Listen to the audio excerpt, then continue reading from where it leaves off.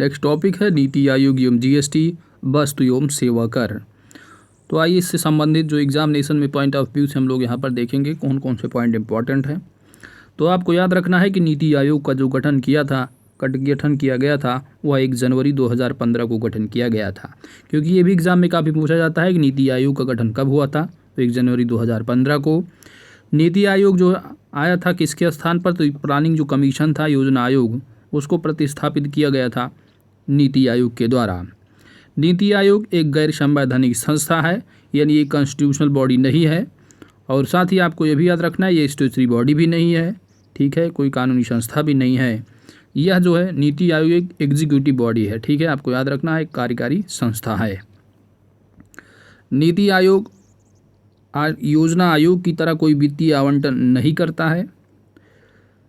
Exam में जो question पूछे जाते हैं वो नीति आयोग का गठन कब हुआ था, नीति आयोग का फुल फॉर्म क्या है, ये सभी चीज़ें आपको याद रखना है। तो नीति आयोग का जो फुल फॉर्म है वह है national institution for transforming India, ठीक है। एग्जाम में और क्वेश्चन बनते हैं कि अध्यक्ष कौन है, उपाध्यक्ष कौन है और सीईओ कौन है, ये सारी चीज़ें यहाँ पर पूछी जाती हैं। पूर्णकालिक सदस्य ये सब एग्जाम में नहीं पूछा जाता है, पूछा जाएगा अध्यक्ष, उपाध्यक्ष और सीईओ, तो ये चार आपको याद रखना है। तो वर्तमान में भारत के प्रधानमंत्री कौन है, नरेंद्र मोदी, क्योंकि नीति आयोग के जो अध्यक्ष होते हैं वह प्रधानमंत्री होते हैं। तो अध्यक्ष कौन है, नरेंद्र मोदी, क्योंकि प्रधानमंत्री नरेंद्र मोदी के कार्यकाल में ही नीति आयोग का गठन किया गया था, इसलिए नीति आयोग के जो पहले अध्यक्ष हैं वो कौन है, नरेंद्र मोदी। नीति आयोग के उपाध्यक्ष की नियुक्ति कौन करते हैं, तो प्रधानमंत्री के द्वारा नीति आयोग के उपाध्यक्ष की जो है वो नियुक्ति की जाती है। उपाध्यक्ष को कैबिनेट मंत्री का दर्जा प्राप्त होता है।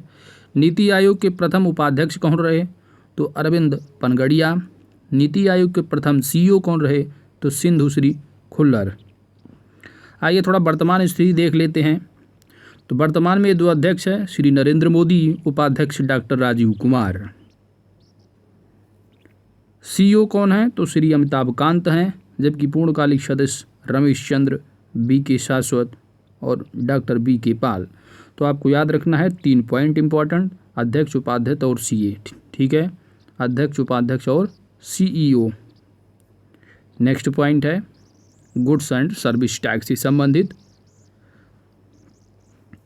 भारत में जीएसटी 1 जुलाई 2017 को लागू किया गया, जो कनाडा देश की मॉडल पर आधारित है। तो आपको याद रखना है कि जीएसटी का जो कॉन्सेप्ट है वह किस देश के मॉडल पर आधारित है, कनाडा। साथ ही आपको याद रखना है कि जो जीएसटी दिवस है वह 1 जुलाई को हर साल मनाया जाता है, क्योंकि 1 जुलाई 2017 को जीएसटी लागू किया गया था। जीएसटी का पूर्ण रूप क्या है, तो goods and service tax, Hindi में वस्तु एवं सेवा कर। जीएसटी के लिए 122वां संविधान संशोधन बिल 2014 में संसद में प्रस्तुत किया गया था। तो आपको याद रखना है कि 122वां जो संशोधन है वो किससे संबंधित है, जीएसटी से। यह जीएसटी के संविधान संशोधन संबंधित है 122वां। लोकसभा द्वारा जीएसटी बिल 3 अगस्त 2016 तथा राज्यसभा द्वारा जीएसटी बिल को 8 अगस्त 2016 को पास किया गया था। ये चीज़ें इंपॉर्टेंट नहीं है, आपको इतना याद रखना है। अगर कॉन्स्टिट्यूशन से संबंधित क्वेश्चन आएगा तो 122वां संशोधन आपको याद रखना है, और 1 जुलाई 2017 को लागू किया गया था, और जो कि कनाडा मॉडल के जो है देश के मॉडल पर आधारित है जीएसटी। और जीएसटी जो दिवस है हर साल 1 जुलाई को मनाया जाता है। साथ ही आपको याद रखना है कि 101वां जो संविधान संशोधन के तहत भारत में जीएसटी लागू किया गया, ठीक है। तो आपको याद रखना है 101वें संशोधन के तहत जो है जीएसटी लागू किया गया। लेकिन अगर बिल की बात की जाएगी तो आपको याद रखना है बिल जो है वो 122वां संशोधन बिल है, ठीक है, यहाँ पर बिल है। जबकि अमेंडमेंट की अगर बात की जाएगी, किस अमेंडमेंट के तहत जो है संशोधन हुआ है संविधान में, तो 101वां है, कन्फ्यूज नहीं होना है।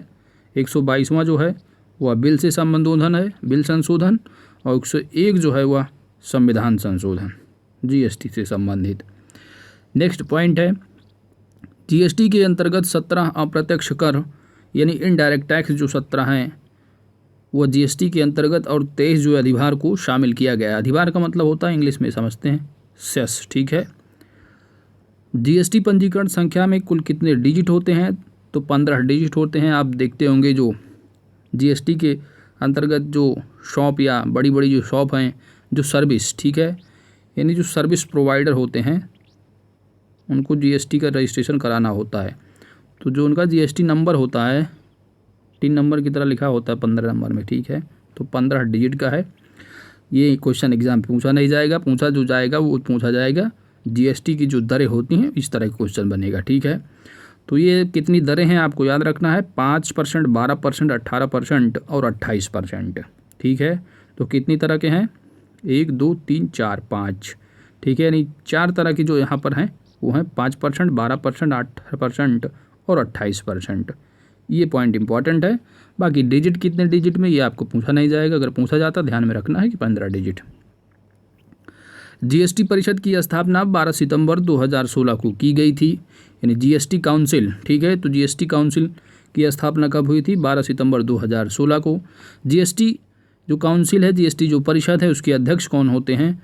तो जो वित्त मंत्री, फाइनेंस मिनिस्टर होते हैं, वह जो है जीएसटी परिषद के अध्यक्ष होते हैं। वर्तमान में कौन है? निर्मला सीतारमण। एसजीएसटी यानी ये स्टेट जो जीएसटी है उसका पूर्ण रूप है state goods and service tax. CGST यानी central goods and service tax. IGST that is integrated goods and service tax. Bharat GST लागू करने वाला 161वां देश है, ठीक है। कौन सा? 161वां। ये इंपॉर्टेंट पॉइंट है, इसको याद रखना है। अच्छा, जीएसटी किस कंट्री के मॉडल पर आधारित है? तो आपको याद रखना है कनाडा। अभी पढ़ के आए हैं। चलते हैं नेक्स्ट पॉइंट की तरफ दोस्तों। नेक्स्ट पॉइंट है कि नीति आयोग द्वारा कौन कौन सी रिपोर्ट जारी की जाती है? तो सतत विकास लक्ष्य सूचकांक 2019-20 को जारी किया गया है नीति आयोग के द्वारा। सतत विकास लक्ष्य सूचकांक में जो प्रथम स्थान जिस स्टेट को मिला है वह है केरल, द्वितीय स्थान हिमाचल प्रदेश, तृतीय स्थान आंध्र प्रदेश, तमिलनाडु, तेलंगाना संयुक्त रूप से हैं, जबकि अंतिम स्थान बिहार को है। तो आपको ज़्यादा अगर याद नहीं कर पा रहे हैं तो आपको याद रखना है कि सतत विकास लक्ष्य सूचकांक नीति आयोग के द्वारा जारी किया जाता है। पहले स्थान पर केरल है और अंतिम स्थान पर बिहार है। नीति आयोग के पहले इनोवेशन इंडेक्स नवाचार सूचकांक जो कि 2019 में जारी किया गया था, उसके हिसाब से पहले स्थान पर कर्नाटक, दूसरे पर तमिलनाडु, तीसरे पर झारखंड और अंतिम बिहार का स्थान जो रहा वो 16वां रहा, ठीक है। तो अंतिम स्थान किसका? झारखंड। तो आपको याद रखना है इनोवेशन इंडेक्स अगर पूछा जाता है स्टेट के द्वारा यानी स्टेट वाइज, तो याद रखना है कि कौन सा स्टेट नंबर 1 पर है? यह है कर्नाटक और अंतिम पर है झारखंड, ठीक है। नेक्स्ट पॉइंट है स्वच्छ सर्वेक्षण ग्रामीण पुरस्कार 2020 किसके द्वारा जारी किया जाता है? याद रखना है नीति आयोग के द्वारा। इसमें क्या है कि पहले राज्य जो है, पहला स्थान जो प्राप्त होने वाला राज्य है वो है तमिलनाडु को, और प्राप्त अगर पहले नंबर पर कौन सा डिस्ट्रिक्ट है तो वो है पेड्डापल्ली तेलंगाना का, जबकि अधिकतम नागरिक भागीदारी वाला जो राज्य रहा वह उत्तर प्रदेश रहा। तो आपको इतना ही याद रखना है कि जो पहला स्टेट है, शीर्ष है स्वच्छ सर्वेक्षण ग्रामीण पुरस्कार में, वह तमिलनाडु है, ठीक है। अगर अधिकतम नागरिक भागीदारी वाला राज्य पूछा जाता है तो उत्तर प्रदेश क्लिक कर देना है, क्योंकि पॉपुलेशन सबसे ज़्यादा कहाँ है? यूपी में। तो इस तरह भी आप दिमाग में रखना है कि अधिकतम नागरिक भागीदारी वाला जो राज्य रहा स्वच्छ सर्वेक्षण ग्रामीण पुरस्कार में वह उत्तर प्रदेश और शीर्ष स्थान पर तमिलनाडु। डिस्ट्रिक्ट पूछा जाएगा तो कौन था? पेड्डापल्ली तेलंगाना, ठीक है। नेक्स्ट पॉइंट है स्वच्छ भारत पुरस्कार 2020। तो स्वच्छ सुंदर सामुदायिक शौचालय अभियान के तहत सर्वश्रेष्ठ जो राज्य रहा वह गुजरात रहा। सर्वश्रेष्ठ जिला तिरुनेलवेली जो कि तमिलनाडु का है, और सर्वश्रेष्ठ अगर ब्लॉक पूछा जाता है तो खाचरौद उज्जैन मध्य प्रदेश का। सर्वश्रेष्ठ ग्राम पंचायत चिन्नौर सलेम का। देखिए इतनी सारी चीज़ें दे रखी हैं, तो आपको सिंपली याद रखना है कि आपको स्टेट कौन सा है सर्वश्रेष्ठ, तो आपको याद रखना है वो है गुजरात, ठीक है। स्वच्छ सुंदर सामुदायिक शौचालय अभियान के तहत जो स्वच्छ भारत पुरस्कार 2020 प्रोवाइड किया गया उसमें गुजरात राज्य नंबर 1 पर रहा। अगर ग्राम पंचायत पूछी जाती है तो चिन्नौर सलेम, ठीक है। इंपॉर्टेंट पॉइंट इतना ही याद रखना आपको, स्टेट इतना याद रखना है कि स्टेट बस गुजरात है, बाकी बहुत सारी चीज़ें हैं, इतना आपको दिमाग में नहीं रखने, पूछेगा तो बस स्टेट। नेक्स्ट पॉइंट है सामुदायिक शौचालय अभियान में जो सर्वश्रेष्ठ राज्य रहा वह उत्तर प्रदेश, और गुजरात जो है वो उत्तर प्रदेश जो है वो GKRA, ठीक है, जबकि जो गुजरात रहा वो गैर GKRA में। नेक्स्ट पॉइंट है बाघ गणना रिपोर्ट 2019।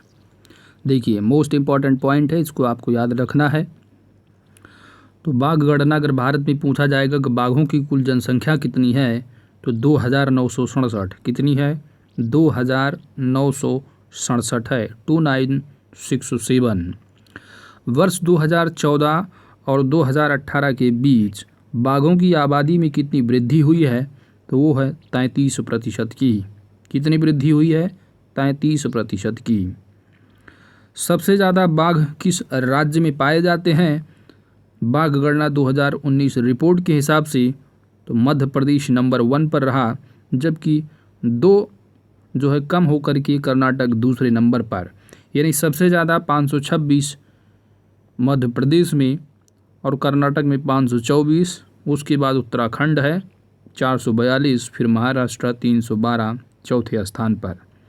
अगर यूपी से कोई चीज़ है कि यूपी का नंबर अगर पूछा जाता है, जैसे कि अगर आप यूपी PCS की या UPRO ARO या UPSSC से संबंधित क्वेश्चन अगर पूछे जाते हैं एग्ज़ाम में, कि यूपी से क्वेश्चन बन सकता है कि उत्तर प्रदेश में जो बाघों की संख्या है वह कितनी है, तो 173 है, ठीक है।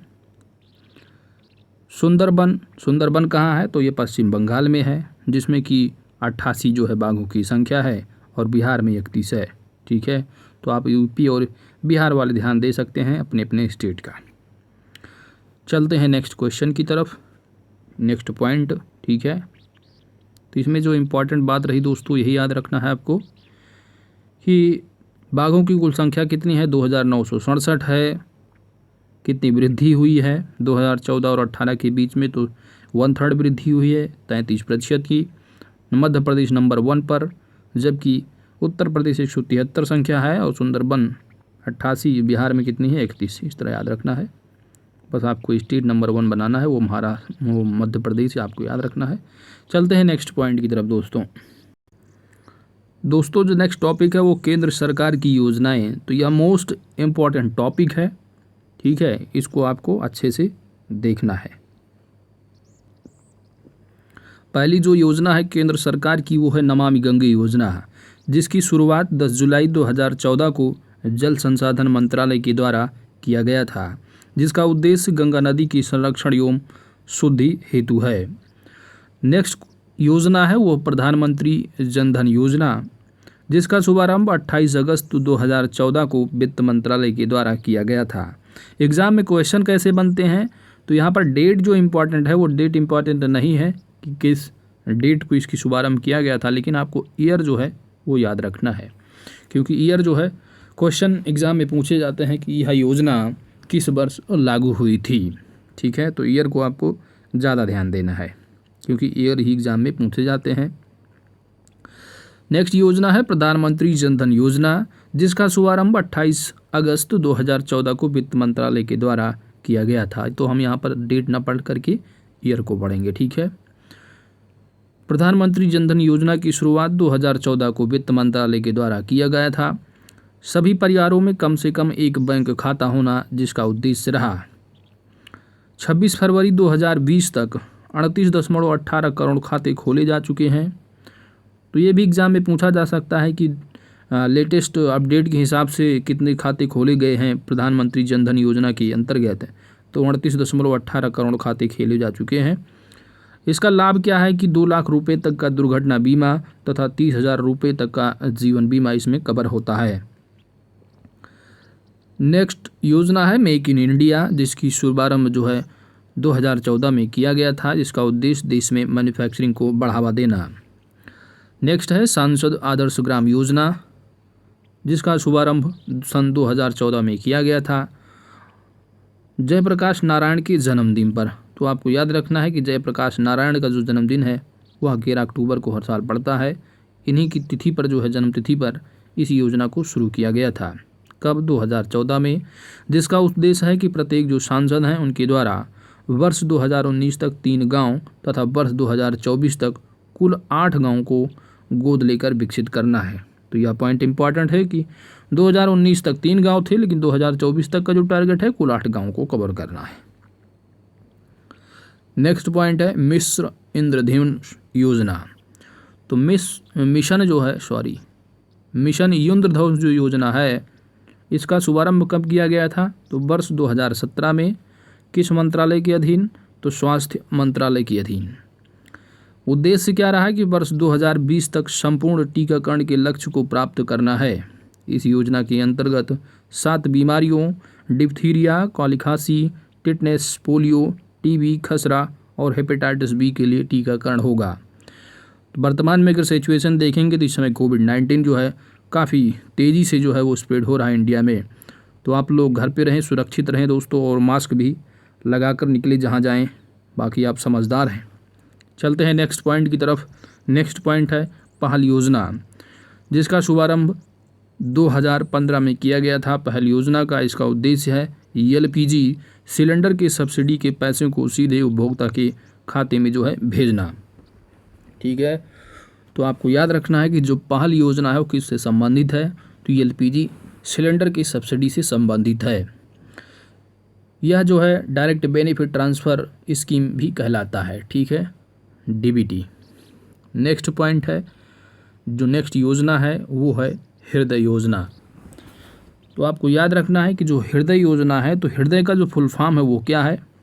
Heritage city development and augmentation योजना। ठीक है, तो इसका फुल फॉर्म आपको याद रखना है कि इस वर्ष में शुभारंभ किया गया था, वर्ष 2015 में, शहरी विकास मंत्रालय के अंतर्गत, जिसका उद्देश्य देश के चयनित 12 शहरों की सांस्कृतिक धरोहर को फिर से जीवित करना। नेक्स्ट पॉइंट है बेटी बचाओ बेटी पढ़ाओ योजना। इस योजना का जो शुभारंभ किया गया था वर्ष 2015 में, महिला एवं बाल विकास मंत्रालय के तहत। इसका जो उद्देश्य है बेटी पढ़ाओ बेटी बचाओ बेटी पढ़ाओ का, वो है लैंगिक समानता को बढ़ावा देने और लिंगानुपात को बढ़ाना। अच्छा, एक चीज़ आपको ये बताना है कमेंट करके कि जो बेटी बचाओ बेटी पढ़ाओ का जो नारा है, या इसका जो शुभारंभ किया गया किस स्टेट से किया गया था और किसकी द्वारा इस योजना का शुभारंभ किया गया था? कमेंट करके ज़रूर बताइए, एग्जाम में पूछे जाते हैं। नेक्स्ट जो योजना है दोस्तों वो है प्रधानमंत्री मुद्रा योजना, जिसका शुभारंभ वर्ष 2015 में किया गया था। मुद्रा का फुल फॉर्म क्या है? तो micro unit development and refinance agency, जिसका उद्देश्य है सूक्ष्म उद्यमों के क्षेत्र के विकास के लिए वित्तीय सहायता, फाइनेंस असिस्ट करना। ठीक है, नेक्स्ट पॉइंट है आपका, इसके तहत क्या है मुद्रा योजना के तहत कि शिशु के तहत 50,000 और किशोर के तहत 5 लाख तथा तरुण के तहत जो है 10 लाख रुपए तक के लोन जो है वो दिए जाने का इसमें प्रावधान है। यानी मुद्रा जो योजना है, इसके तहत अगर आप कोई जो है सूक्ष्म उद्योग के लिए अगर लोन लेना चाह रहे हैं तो बताया गया है कि शिशु के तहत 50, किशोर के तहत 5 लाख और 10 लाख जो है वह किशोर जो ऊपर, ठीक है, तरुण के तहत। नेक्स्ट पॉइंट है आपका उजाला योजना। उजाला योजना का शुभारंभ वर्ष 2015 में किया गया था। उजाला का फुल फॉर्म क्या है? तो Unnat Jyoti by affordable LED for all, जिसका उद्देश्य है बिजली की खपत को कम करने के लिए LED बल्बों का जो है कम मूल्य पर वितरण करना। प्रधानमंत्री सुरक्षा बीमा योजना, जिसका शुभारंभ वर्ष 2015 में कोलकाता से किया गया था। इस योजना के तहत 18 से 70 वर्ष की आयु का कोई भी भारतीय नागरिक 12 रुपये प्रति वर्ष प्रीमियम भरकर 1 लाख से 2 लाख रुपए तक का दुर्घटना बीमा का लाभ ले सकता है। नेक्स्ट योजना है प्रधानमंत्री जीवन ज्योति बीमा योजना, जिसका शुभारंभ वर्ष 2015 में किया गया था। इसके तहत 18 से 50 वर्ष की आयु तक कोई भी भारतीय नागरिक 330 रुपये प्रति वर्ष का प्रीमियम भरकर 2 लाख रुपए तक का जीवन बीमा का लाभ प्राप्त कर सकता है। नेक्स्ट योजना है अटल पेंशन योजना। इसका भी शुभारंभ वर्ष 2015 में किया गया था। इस योजना के तहत 18 से 40 वर्ष की आयु का कोई भी व्यक्ति अपने द्वारा बैंक में जमा किए गए रुपए के आधार पर 1000 से 5000 तक का पेंशन प्राप्त कर सकता है। नेक्स्ट योजना है अमरूद योजना, जिसका शुभारंभ वर्ष 2015 में किया गया था। तो अमरूद का फुल फॉर्म क्या है? Atal mission for rejuvenation and urban transformation. Next इसका योजना का जो उद्देश्य है वह है कि 100 स्मार्ट सिटी बनाने और 500 शहरों में आधारभूत सुविधाओं का विकास करने और वर्ष 2022 तक शहरी इलाकों में सभी के लिए घर बनाने की योजना शामिल है। नेक्स्ट योजना है स्मार्ट सिटी योजना, जिसका शुभारंभ वर्ष 2015 में किया गया था। उद्देश्य क्या है? 100 शहरों का चयन कर विकास करना, वो भी सिंगापुर के सहयोग से। नेक्स्ट पॉइंट है प्रधानमंत्री आवास योजना, जिसका शुभारंभ वर्ष 2015 में किया गया था। उद्देश्य क्या है? वर्ष 2022 तक 2 करोड़ नए घरों को निर्माण करना है। तो आपको इस पॉइंट को याद रखना है कि प्रधानमंत्री आवास योजना के तहत 2 करोड़ नए घरों का जो निर्माण करना है वो किस वर्ष तक लक्ष्य है? तो वर्ष 2022 तक। नेक्स्ट योजना है डिजिटल इंडिया मिशन, जिसका शुभारंभ वर्ष 2015 में किया गया था। उद्देश्य है कि सभी सरकारी सेवाओं को इलेक्ट्रॉनिक तरीके से जनता को उपलब्ध कराना। नेक्स्ट योजना है प्रधानमंत्री कृषि सिंचाई योजना। इसका शुभारंभ वर्ष 2015 में किया गया था। उद्देश्य क्या है? कि किसानों को कृषि हेतु पानी उपलब्ध कराना। नेक्स्ट मिशन है स्किल इंडिया मिशन, 2015 में शुभारंभ किया गया था। उद्देश्य है कि 2022 तक देश के युवाओं को कौशल विकास जो है वो विकसित करना है। ठीक है, तो आपको याद रखना है कि जो स्किल इंडिया मिशन है उसके तहत जो लक्ष्य निर्धारित है युवाओं का जो स्किल है डेवलप करने यानी कौशल विकास करना, वो किस वर्ष तक है? तो वर्ष 2022 तक। दीनदयाल उपाध्याय ग्राम ज्योति योजना, जिसका शुभारंभ वर्ष 2015 में किया गया था। उद्देश्य है कि सभी गांवों का विद्युतीकरण करना, वितरण कंपनियों की वित्तीय स्थिति में सुधार एवं उचित मॉनिटरिंग करना है। नेक्स्ट योजना है सागरमाला परियोजना। इसका शुभारंभ भी वर्ष 2015 में किया गया था। उद्देश्य है कि बंदरगाहों का जो पोर्ट है उनका डेवलप करना तथा उन्हें सड़क रेल परिवहन से जोड़ना है। उदय योजना है, तो उदय का फुल फॉर्म भी आपको याद रखना है। उदय का जो फुल फॉर्म है वो है उज्ज्वल डिस्कॉम एश्योरेंस योजना। वर्ष 2015 में इसका शुभारंभ किया गया था कोयला एवं ऊर्जा मंत्रालय के द्वारा। उद्देश्य है बिजली वितरण करने वाली कंपनियों का वित्तीय सुधार एवं घाटों से उबारना। डिस्कॉम क्या होती हैं? तो जो कम बिजली वितरण करती कंपनियां होती हैं उनको डिस्कॉम कहा जाता है। इस योजना से जुड़ने वाला जो पहला राज्य रहा वह झारखंड है। तो याद रखना है उदय योजना से जुड़ने वाला पहला राज्य झारखंड। उदय का फुल फॉर्म उज्ज्वल डिस्कॉम एश्योरेंस योजना। वर्ष 2015 में इसका शुभारंभ किया गया था। चलते हैं नेक्स्ट योजना की तरफ। नेक्स्ट मिशन है doctor Shyama Prasad Mukherjee rurban mission. ठीक है, जिसका शुभारंभ वर्ष 2016 में किया गया और इसका उद्देश्य है गाँव का क्लस्टर आधारित डेवलप करना।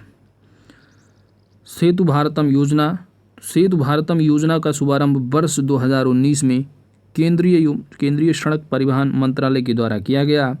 उद्देश्य है इसका सेतु भारतम योजना का राष्ट्रीय राजमार्गों को रेलवे क्रॉसिंग रहित बनाने के लिए ओवर अंडर ब्रिजों का निर्माण करना।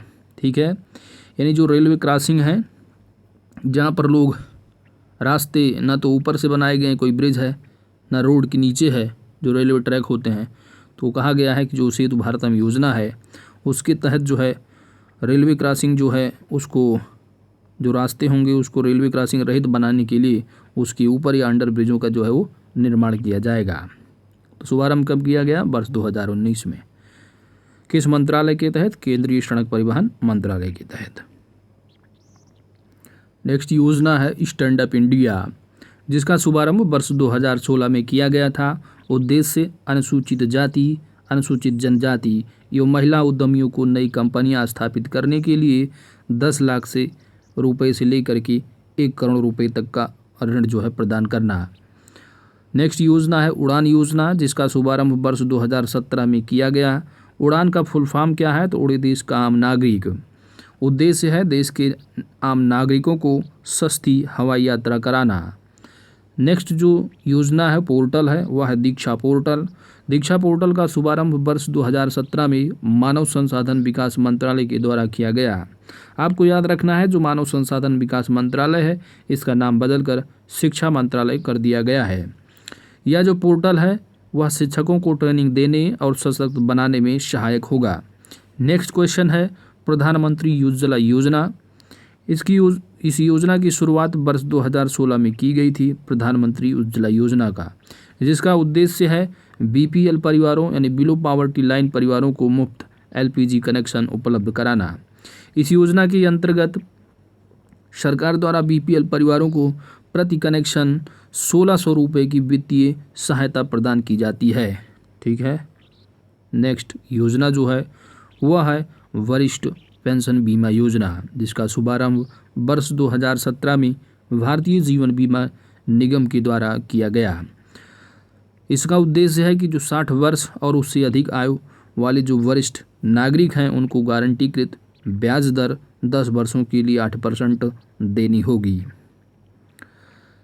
दीनदयाल उपाध्याय स्पर्श योजना, जिसका शुभारंभ वर्ष 2017 में किया गया।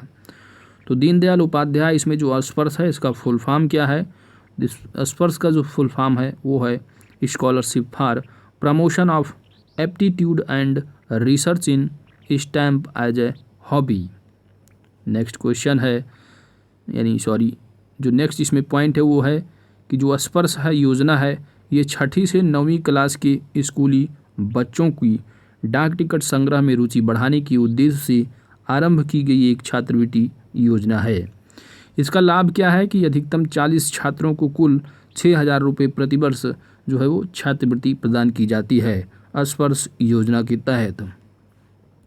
तो आपको याद रखना है स्पर्श का full form scholarship for promotion of aptitude and research in stamp as hobby.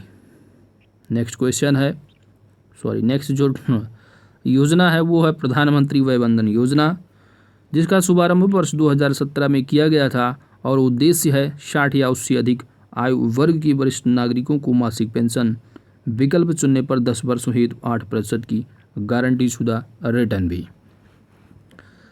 Next योजना है सौभाग्य।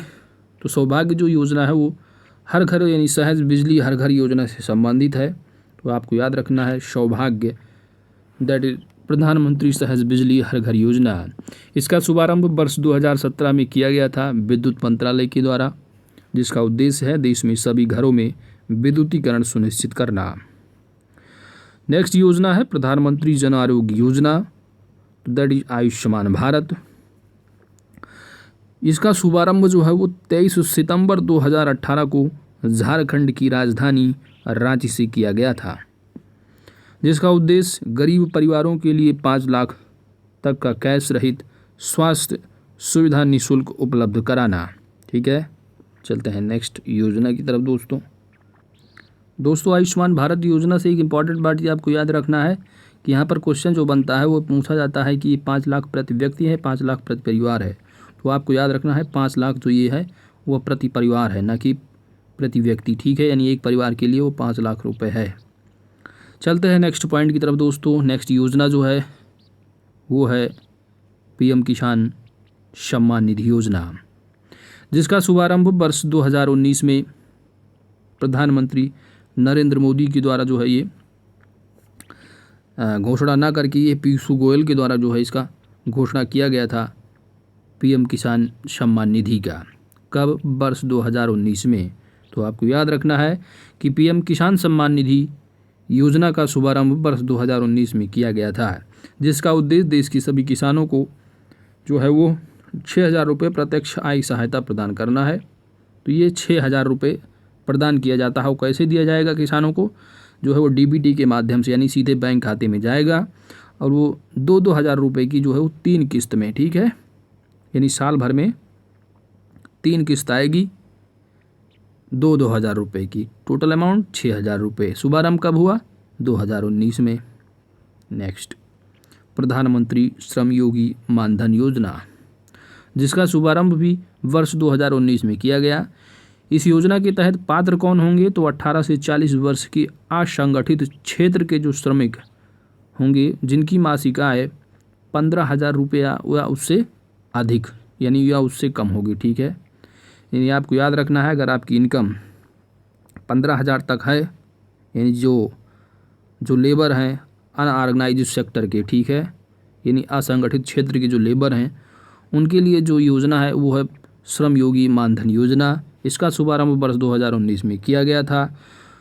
जो एज दे रखी है वो 18 से 40 वर्ष, 18 से 40 वर्ष वाले जो लेबर होंगे अनऑर्गेनाइज्ड सेक्टर के, असंगठित क्षेत्र के, और उनकी जो इनकम होगी, अगर उनकी इनकम जो है वो 15,000 रुपये तक है, कहने का मतलब 15,000 या उससे कम, तो वो जो है इस योजना के लिए जो है वो पात्र होंगे। और लाभ क्या मिलेगा कि 60 वर्ष की आयु की जब हो जाएगी तो 3,000 रुपये प्रति वर्ष उनको जो है मासिक पेंशन प्राप्त होगी। ठीक है, नेक्स्ट क्वेश्चन है आपका प्रधानमंत्री किसान मानधन योजना, जिसका शुभारंभ वर्ष 2019 में रांची झारखंड से किया गया।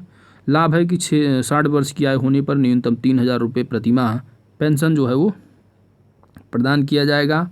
और 18 से 40 वर्ष के किसान जिनके पास 2 हेक्टेयर तक की खेती की ज़मीन है। ठीक है, तो यहाँ पर भी वही बात है, योजना का नाम है यहाँ पर श्रम योगी, यानी जो लेबर होंगे, यानी जो श्रमिक होंगे श्रम योगी मानधन है, और यहाँ पर जो किसान है किसान मानधन योजना है। ठीक है, अमाउंट जो है उतना ही है। और एज जो दे रखी है यहाँ पर, एज की यहाँ पर कोई लिमिट नहीं है। हाँ, एज की लिमिट भी है, लेकिन जो है यहाँ पर जो भूमि है वो 2 हेक्टेयर से क्या है, कम है। ठीक है, तो कंफ्यूज नहीं होना है। प्रधानमंत्री श्रम योगी यानी असंगठित क्षेत्र के जो श्रम हैं उनके लिए है, श्रमिक हैं, और जो प्रधानमंत्री किसान मानधन योजना है वह जो है सब कुछ वही है, बस यहाँ पर भूमि की जो लिमिट है वो 2 हेक्टेयर से कम, बाकी सारी चीज़ें वही। नेक्स्ट क्वेश्चन है प्रधानमंत्री मत्स्य संपदा योजना, इसका शुभारंभ वर्ष 2020 में किया गया था प्रधानमंत्री नरेंद्र मोदी के द्वारा। महत्वपूर्ण तथ्य क्या है कि यह योजना भारत में मत्स्य पालन की सतत विकास पर केंद्रित है और इसे वर्ष 2020-21 और वर्ष 2025 के बीच लागू किया जाएगा। आत्मनिर्भर भारत के पैकेज के हिस्से के रूप में इस योजना के तहत इसके कार्यान्वयन के लिए 20,050 करोड़ रुपए का जो है वो अनुमानित निवेश भी है। ठीक है, तो इसमें देखिए जो याद रखने वाली बात ये है कि प्रधानमंत्री जो मत्स्य संपदा योजना है इसका शुभारंभ कब किया गया, तो वर्ष 2020 में प्रधानमंत्री नरेंद्र मोदी के तहत। इस योजना के तहत जो बात कही गई है कि इसका क्रियान्वयन कब किया जाएगा, तो वर्ष 2020 से वर्ष 2025 के बीच, यानी 5 सालों में इसका क्रियान्वयन जो है वो किया जाएगा। इसके तहत जो अनुमानित जो इन्वेस्टमेंट किया है वो है 20,050 करोड़ रुपए। बस इतना ही पॉइंट आपको याद रखना है। चलते हैं दोस्तों नेक्स्ट पॉइंट, यानी इसी को जो है एक समराइज्ड वे में यहाँ पर एक नज़र में प्रमुख योजनाएं कार्यक्रम और वो भी एक नज़र में। तो आपको ये चीज़ यहाँ पर ध्यान देना है कि बस कौन सी योजना है वो किस वर्ष लागू की गई है। ठीक है, तो वर्ष 2014 का अगर देखेंगे तो कौन कौन सी योजनाएं हैं, प्रधानमंत्री जनधन योजना, मेक इन इंडिया, स्वच्छ भारत मिशन, सांसद आदर्श ग्राम योजना और मिशन इंद्रधनुष, ये सभी वर्ष 2014 में जो है वो लागू की गई। उसके बाद वर्ष 2015 की योजनाओं को अगर देखेंगे आप, तो आप स्टार्ट कीजिए कहाँ से, हृदय योजना, बेटी बचाओ बेटी पढ़ाओ, प्रधानमंत्री मुद्रा, प्रधानमंत्री सुरक्षा बीमा, अटल पेंशन योजना, प्रधानमंत्री सुरक्षा बीमा योजना, प्रधानमंत्री आवास योजना, अमृत योजना, digital India mission, skill India mission, प्रधानमंत्री जन औषधि परियोजना, दीनदयाल उपाध्याय ग्राम ज्योति योजना, भारतमाला योजना, ये सभी जो है वर्ष 2015 में आप देख सकते हैं इनको जो है लागू किया गया। इसके साथ साथ वर्ष 2015 की और भी योजनाएं जो लागू की गई, 1 रैंक 1 पेंशन योजना, प्रधानमंत्री फसल बीमा योजना, सॉरी ठीक है, प्रधानमंत्री फसल बीमा योजना से जो है आप देखेंगे कि वर्ष 2016 में जो है सब स्टार्ट की गई। तो वर्ष 2016 की देखेंगे तो प्रधानमंत्री फसल बीमा योजना, स्टार्टअप इंडिया, सेतु भारतम योजना, स्टैंड अप इंडिया, प्रधानमंत्री उज्ज्वला योजना और साथ ही जो है भीम ऐप, ये सब 2016 में स्टार्ट किए गए। स्मार्ट सिटी मिशन, ठीक है। वर्ष 2017 की अगर योजना यहाँ पर एक समरी के वे में दे रखा है, ठीक है। इसकी PDF आपको टेलीग्राम चैनल पर मिल जाएगी, आप टेलीग्राम चैनल ज्वाइन कर सकते हैं। 2017 की देखेंगे तो प्रवासी कौशल विकास योजना, वरिष्ठ पेंशन योजना, राष्ट्रीय वयोश्री योजना, उड़ान योजना, दरवाज़ा बंद अभियान, प्रधानमंत्री वय वंदन योजना, प्रधानमंत्री सहज बिजली हर घर योजना, दैट इज सौभाग्य, साथी अभियान, दीनदयाल स्पर्श योजना, भारत नेट योजना, ये सभी जो योजनाएं हैं वर्ष 2017 में स्टार्ट की गई। वर्ष 2018 की योजनाएं देखेंगे तो खेलो इंडिया स्कूल गेम्स, गोवर्धन योजना, India post payment bank, PM आशा, प्रधानमंत्री जन आरोग्य योजना, दैट इज आयुष्मान भारत, सभी योजनाएं वर्ष 2018 में। 2019 की अगर योजनाएं देखेंगे तो PM किसान सम्मान निधि, प्रधानमंत्री श्रम योगी, प्रधानमंत्री कर्मयोगी मानधन, जल जीवन मिशन योजना, फिट इंडिया मूवमेंट, प्रधानमंत्री किसान मानधन, अटल भूजल योजना, प्रधानमंत्री गरीब कल्याण योजना, सभी योजनाएं वर्ष 2019 में लागू की गई। वर्ष 2020 की योजनाएं देखेंगे तो स्वामित्व योजना, आत्मनिर्भर भारत योजना, one nation one ration card योजना, PM स्वनिधि योजना, गरीब कल्याण योजना, नई शिक्षा नीति 2020, नेशनल डिजिटल हेल्थ मिशन, प्रधानमंत्री मत्स्य संपदा योजना, कपिला दैट इज कलाम कार्यक्रम और आयुष्मान सहकार योजना, ये सभी वर्ष 2000 में स्टार्ट की गई योजनाएं हैं। आयुष्मान सहकार, आत्मनिर्भर सरकार सहकार, ठीक है। प्रधानमंत्री जीवन ज्योति बीमा योजना, PM बाड़ी योजना, प्रधानमंत्री कौशल विकास योजना, ठीक है। तो ये सभी जो है वर्ष 2020 की हैं। और प्रधानमंत्री कौशल विकास जो है योजना है, जो कि तीसरी योजना है प्रधानमंत्री कौशल विकास 3, ये 15 जनवरी 2021 को स्टार्ट की गई। चलते हैं नेक्स्ट टॉपिक की तरफ दोस्तों। नेक्स्ट टॉपिक है राज्य सरकार की योजनाएं 2020-21, यानी अभी तक हम लोगों ने देखा केंद्र सरकार की, अब ये राज्य सरकार द्वारा चलाई गई प्रमुख योजनाएं हैं, यहाँ पर देखते हैं। बात करते हैं बिहार राज्य की, तो मुख्यमंत्री कन्या उत्थान योजना, जल जीवन हरियाली अभियान, स्नातक प्रोत्साहन योजना और मुख्यमंत्री वृद्धजन पेंशन योजना, ये सभी योजनाएं जो हैं वह बिहार राज्य की हैं। तो देखिए यहाँ पर जो पूछा जाने वाला है, अगर एग्ज़ाम में क्वेश्चन पूछा जाता है तो खासकर ये पूछा जाएगा कि किस राज्य से वो जो संबंधित योजनाएं हैं वो किस राज्य से हैं, ठीक है। तो आप देख लीजिए, यहाँ पर थोड़ा उद्देश्य भी हम लोग देख लेते हैं। तो मुख्यमंत्री कन्या उत्थान योजना का जो है वो कन्या भ्रूण हत्या को रोकना, बालिका शिक्षा को बढ़ावा देना, बाल विकास पर अंकुश लगाना है। जबकि जल जीवन हरियाली अभियान का उद्देश्य जो है वो जल परिवर्तन के विरुद्ध जल और हरियाली को बचाना। स्नातक प्रोत्साहन योजना, स्नातक उत्तीर्ण जो अविवाहित महिलाओं को 25,000 रुपये जो है प्रदान करना और 60 से 79 वर्ष की आयु की सभी व्यक्तियों को 400 रुपये मासिक पेंशन दी जाएगी। मुख्यमंत्री वृद्ध जन पेंशन योजना बिहार के तहत।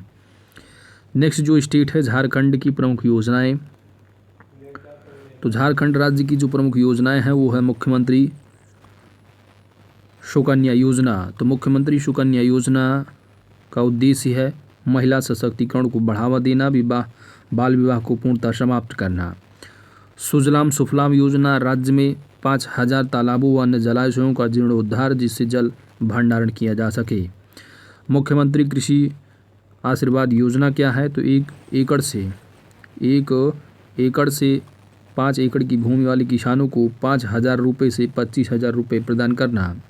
मीठी क्रांति योजना जो है, इसमें क्या है कि राज्य के 12,000 किसानों को मधुमक्खी पालन से जोड़ा जाएगा। अब हम देखते हैं उत्तर प्रदेश की राज्य की प्रमुख योजनाएं। उत्तर प्रदेश राज्य की जो प्रमुख योजनाएं हैं वो है अभ्युदय योजना, किसान कल्याण योजना, नवीन रोजगार छतरी योजना और बाल श्रमिक विद्या योजना। अभ्युदय योजना का जो कार्यक्रम आप समझ रहे हैं कि जो तैयारी करने वाले हैं बच्चे, प्रतियोगी जो छात्र हैं, चाहे IAS PCS कोचिंग करने वाले, जो विभिन्न प्रतियोगी परीक्षाओं की तैयारी कर रहे छात्रों को मुफ्त कोचिंग उपलब्ध कराने की जो है ये अभ्युदय कार्यक्रम संबंधित है। किसान कल्याण योजना जो है वो इसमें वर्ष 2022 तक उत्तर प्रदेश की किसानों की आय को दुगना करने का लक्ष्य रखा गया है। नवीन रोजगार छत्र योजना जो कि अनुसूचित जातियों की सर्वांगीण विकास हेतु है। और बाल श्रमिक विद्या योजना जो है 8 से 18 वर्ष की आयु के जो बाल श्रमिकों, अनाथों श्रमिकों के बच्चों की स्कूली शिक्षा के लिए संबंधित है ये बाल श्रमिक विद्या योजना। दूसरा स्टेट है आपका मध्य प्रदेश। मध्य प्रदेश स्टेट की अगर बात की जाए तो मध्य प्रदेश स्टेट की जो योजनाएं हैं वह है एक मास्क अनेक ज़िंदगी योजना, FIR आपके द्वारा। इसमें क्या है, आपके लोगों को जो FIR होगा उसमें अब लोगों को शिकायत दर्ज कराने के लिए पुलिस स्टेशन जाने की आवश्यकता नहीं पड़ेगी, FIR आपके द्वारा। जीवन अमृत योजना है, युवा स्वाभिमान योजना है, वंदन योजना। बंधन योजना में क्या है, ये आदिवासी बुनकरों की चंदेरी महेश्वरी जैसी प्रिंटिंग का परीक्षण देना है। किला कोरोना अभियान है, रोजगार सेतु योजना है, श्रम सिद्धि अभियान है। ठीक है। छत्तीसगढ़ की योजनाएं देख सकते हैं कि इंदिरा वन मितान योजना, जिसमें अनुसूचित क्षेत्रों के 19 लाख परिवारों को आत्मनिर्भर बनाने हेतु स्वरोजगार अवसर जो है प्रदान करना। पौनी पसारी योजना। गार्बेज कैफे योजना क्या है, तो ये अंबिकापुर नगर निगम द्वारा प्लास्टिक के बदले भोजन प्रदान करना है। प्लास्टिक के बदले भोजन प्रदान करना जो कि छत्तीसगढ़ की योजना है, गार्बेज कैफे योजना। राजीव गांधी किसान न्याय योजना, इसमें क्या है कि किसानों को धान की फसल की किस्त के रूप में 1500 रुपये प्रदान करना। गोधन न्याय योजना, ये पशुओं की सुरक्षा और पशुपालकों को रोजगार के साथ आमदनी बढ़ाने में मदद करना है। नेक्स्ट जो स्टेट है पश्चिम बंगाल। तो पश्चिम बंगाल की प्रमुख योजनाएं पथश्री योजना है, जिसमें कि बंगाल में सड़कों की मरम्मत हेतु 10 अभियान की जो है शुरुआत की गई है। कृषक बंधु योजना के तहत किसानों को 5000 प्रति एकड़ की वार्षिक सहायता 2 किस्तों में प्रदान करना। युवा श्री अर्पण योजना, राज्य के लगभग 50,000 युवाओं को बेहतर रोजगार अवसर प्रदान करना। मातृ स्मृति योजना के तहत स्थानीय लोगों को जोड़ते हुए बागवानी और मछली पालन में आय वृद्धि की जो है गतिविधियों को सृजन हेतु है।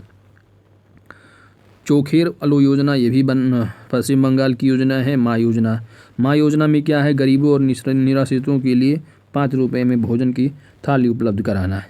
चलते हैं नेक्स्ट स्टेट है उड़ीसा। गरिमा योजना, सुजल योजना, बलराम योजना। देखो सुजल योजना में क्या है कि मार्च 2022 तक सभी शहरों क्षेत्रों में 24 घंटे पेयजल उपलब्ध कराना। बलराम योजना 7 लाख भूमिहीन किसानों को वित्तीय सहायता प्रदान करने हेतु फसल ऋण देना। ठीक है। तो ये स्टेट वाइज योजनाएं हैं। आपको जो याद रखना है मेन तरीके से वो सेंट्रल गवर्नमेंट की जो स्कीम है, खासकर वो एग्जाम में पूछी ज़्यादा जाती हैं। ठीक है। कर्नाटक राज्य की देखिए जो स्टेट वाइज में अगर कुछ खास योजना है तो एग्जाम में पूछी जाती है, बाकी सेंट्रल स्कीम ही एग्जाम में पूछे जाएंगे ज़्यादा। जन सहयोग योजना है, आर्थिक स्पंदन योजना, नेक्कर सम्मान योजना। नेक्कर सम्मान योजना किस स्टेट से संबंधित, तो कर्नाटक राज्य से। इसमें क्या है कि राज्य के बुनकरों कपास, रेशम, ऊनी आदि को जो है वित्तीय सहायता प्रदान करना है। नमत वसई कार्यक्रम क्या है, 1 स्कूल 1 IAS योजना। तो आपको याद रखना है 1 स्कूल 1 IAS योजना जो है केरल राज्य सरकार की है, जिसमें गरीब मेधावी छात्रों के लिए UPSC IAS परीक्षाओं के लिए मुफ्त कोचिंग प्रदान करना है। और इसी तरह स्टेट जो कौन सा स्टेट है, उत्तर प्रदेश, जो कि अभ्युदय योजना के नाम से है, जिसमें UPSC या प्रतियोगी छात्राओं कोचिंग की जो है मुफ्त कोचिंग की व्यवस्था की गई है। गुजरात क्या है, गुजरात से संबंधित देख सकते हैं मुख्यमंत्री महिला उत्कर्ष योजना, जिसमें राज्य में 50,000 महिला समूह का निर्माण करना तथा ब्याज मुक्त जो है वो ऋण उपलब्ध कराना है। किसान सूर्योदय योजना, ये काफ़ी प्रचलित योजना रही। तो यह दिन के दौरान सुबह 5 से 9 बजे तक किसानों को बिजली आपूर्ति करने के लिए ये योजना है, किस राज्य से संबंधित है, ये भी इंपॉर्टेंट योजना है, गुजरात राज्य से। नेक्स्ट जो पॉइंट है वो है आंध्र प्रदेश की योजनाएं। तो जगन चोदेडू योजना है, अम्मा वोडी योजना, आरोग्य श्री योजना में क्या है, गरीबों को मुफ्त चिकित्सा प्रदान करने के लिए है ये। जगन्नाथ विद्या कानुका योजना में क्या है, राज्य के गरीब बच्चों के बीच स्कूल किट जो कि 1 से 10 तक के जो है कक्षा के वितरित किए जाएंगे।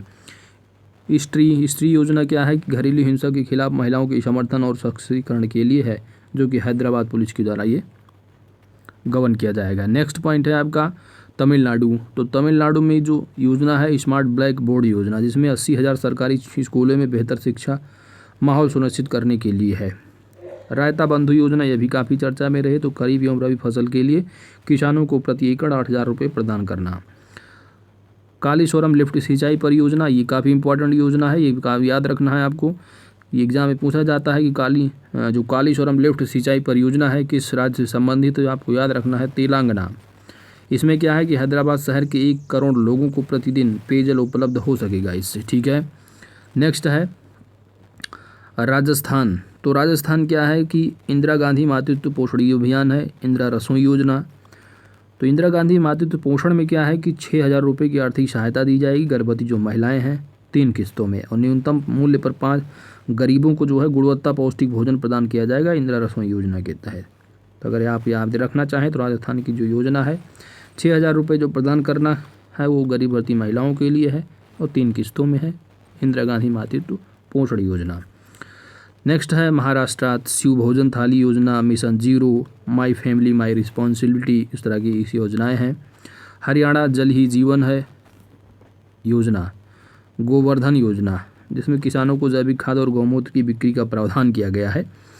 मुख्यमंत्री परिवार समृद्धि योजना, वार्षिक आय 1 लाख यानी 1.8 लाख से कम, यानी 1,80,000 से कम, और परिवारों को जो है ये 6,000 वार्षिक सहायता प्रदान करना है। ठीक है, यानी उन परिवारों जिनकी आय जो है 1,80,000 से कम है उनको 6,000 रुपये हर साल मिलेगा मुख्यमंत्री परिवार समृद्धि योजना के तहत। हरियाणा स्टेट। दिल्ली की अगर बात की जाए तो चैंपियंस अभियान है फरिश्ते दिल्ली। फरिश्ते दिल्ली में क्या है कि दुर्घटनाग्रस्त पीड़ितों एवं एसिड अटैक पीड़ितों की सहायता करने वालों को पुरस्कृत किया जाएगा फरिश्ते दिल्ली के हिसाब से। चैंपियंस अभियान में क्या है, डेंगू से लड़ने के लिए लोगों को चैंपियंस बनाने का आग्रह करना। नेक्स्ट स्टेट है उत्तराखंड।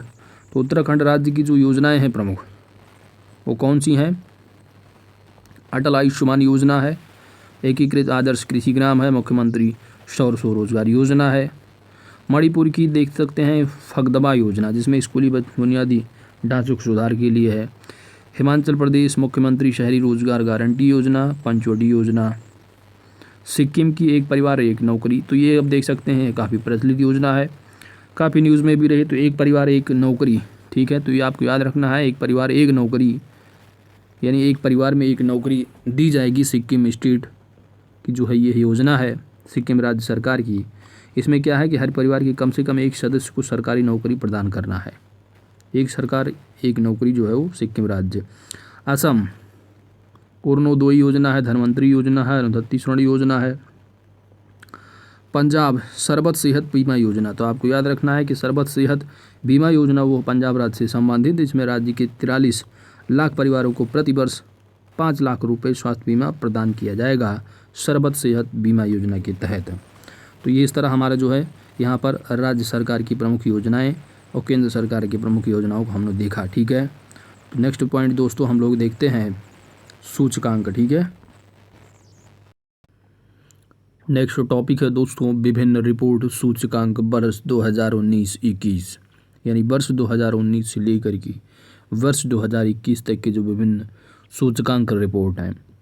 देखिए यहाँ से जो क्वेश्चन बनते हैं एग्जाम में ज़्यादातर 90% जो चांस होते हैं वो ये पूछा जाता है कि इंडिया की रैंकिंग कितनी है। ठीक है, जैसे कि वैश्विक लोकतंत्र सूचकांक 2020 एग्ज़ाम में क्वेश्चन बनेगा कि भारत की रैंकिंग कितनी है, तो आपको सिंपली क्लिक करना है 53वां। ठीक है, तो इस तरह एग्ज़ाम में क्वेश्चन पूछे जाते हैं। कभी कभी ये भी पूछ लिया जाता है कि नंबर 1 पर कौन सा देश है। ठीक है, तो ज़्यादातर जो पूछा जाता है वो पूछा जाता है इंडिया की रैंकिंग कितनी है।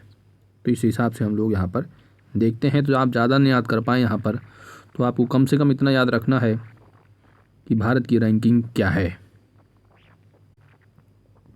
पहला जो सूचकांक है वो है वैश्विक लोकतंत्र सूचकांक 2020 में। जारीकर्ता जो संगठन है वो इकोनॉमिक्स इंटेलिजेंस यूनिट के द्वारा जारी किया जाता है। भारत की रैंकिंग 53वें है, जबकि शीर्ष नंबर यानी पहले स्थान पर नॉर्वे है। वर्ष 2019 में जो रैंकिंग रही वहाँ 51 रही, और लोकतंत्र सूचकांक की रैंकिंग देखेंगे तो यह रैंकिंग जो है वो 53 यानी 2 अंक जो है पीछे खिसक चुका है। कोविड-19 की अगर बात करेंगे आप, तो कोविड-19 प्रदर्शन सूचकांक 2021 में भारत की रैंकिंग 86वीं है और वियतनाम नंबर 1 पर है। लोबी संस्थान के द्वारा जारी किया गया सूचकांक कोविड-19 प्रदर्शन सूचकांक है। एशिया प्रशांत व्यक्तिगत स्वास्थ्य सूचकांक में सिंगापुर को जो है पहला स्थान मिला है, जबकि भारत का 10वां स्थान है। इकोनॉमिक्स इंटेलिजेंस यूनिट के द्वारा एशिया प्रशांत व्यक्तिगत स्वास्थ्य सूचकांक जारी किया जाता है। नेक्स्ट जो सूचकांक है वो है एशिया प्रशांत यानी भ्रष्टाचार धारणा सूचकांक 2020। तो ये भी काफ़ी इंपॉर्टेंट क्वेश्चन है, ठीक है। करप्शन इंडेक्स, तो भ्रष्टाचार धारणा सूचकांक जो है वो ट्रांसपेरेंसी इंटरनेशनल संस्था के द्वारा जारी किया जाता है। 86वां स्थान जो है इंडिया का है। तो भ्रष्टाचार सूचकांक अगर बात किया जाएगा तो भारत की जो रैंकिंग है वो कितनी है, 86वीं है, जबकि 2019 में 80 थी, ठीक है। अगर देख सकते हैं कि 6 अंक जो है ये काफ़ी नीचे और चला गया, 86वें नंबर पहुंच गया। तो भ्रष्टाचार भी क्या है, बढ़ा है इस रिपोर्ट की सूचकांक के हिसाब से। न्यूजीलैंड डेनमार्क जो है नंबर 1 पर रहा, यानी यहाँ पर कोई भ्रष्टाचार ज़्यादा नाम मात्र का बिल्कुल होगा, ठीक है। न्यूजीलैंड और डेनमार्क नंबर 1 पर। वैश्विक जलवायु जोखिम सूचकांक 2021 में जो इंडिया की रैंकिंग रही वो 7वीं रही और मोजाम्बिक जो है वो नंबर 1 पर रहा। जर्मन वॉच एक NGO है जिसके द्वारा वैश्विक जलवायु सूचकांक जारी किया गया। नेक्स्ट जो सूचकांक है वो है ग्लोबल फायर पावर इंडेक्स सूचकांक, ठीक है। तो ग्लोबल फायर पावर इंडेक्स में इंडिया की जो रैंकिंग है वो कितनी है, तो आपको याद रखना है 4थे नंबर पर है इंडिया फायर पावर इंडेक्स में, ठीक है। ग्लोबल फायर पावर संस्था के द्वारा जारी किया जाता है। अमेरिका नंबर 1 पर रहा। हेनली पासपोर्ट सूचकांक, ये भी काफ़ी एग्जाम में पूछा जाता है। तो हेनली पासपोर्ट इंडेक्स में जो है रैंकिंग जो रही इंडिया की वो कितनी रही, तो 85 नंबर पर इंडिया, जबकि जापान नंबर 1 पर और सिंगापुर दूसरे नंबर पर। सिंगापुर नहीं दिया है, हमको याद रखना है। चलिए, फर्स्ट नंबर पे कौन सी कंट्री, इतना ही याद रखे बहुत है। और इंडिया की रैंकिंग कितनी है, 85। तो खासकर इंडिया की रैंकिंग और नंबर 1 आपको याद रखना है। छोटे जो वनडे एग्ज़ाम है खासकर वो जो है वो इंडिया की रैंकिंग ही पूछेंगे आपसे, ठीक है। तो इस तरह आपको याद रखना है।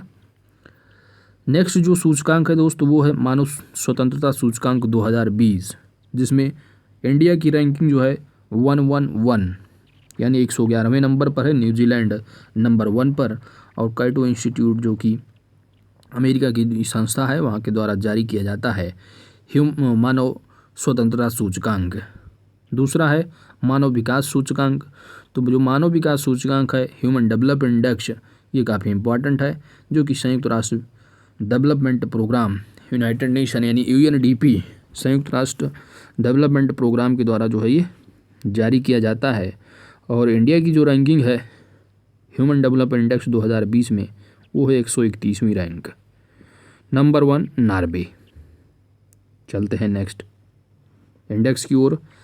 नेक्स्ट इंडेक्स है जलवायु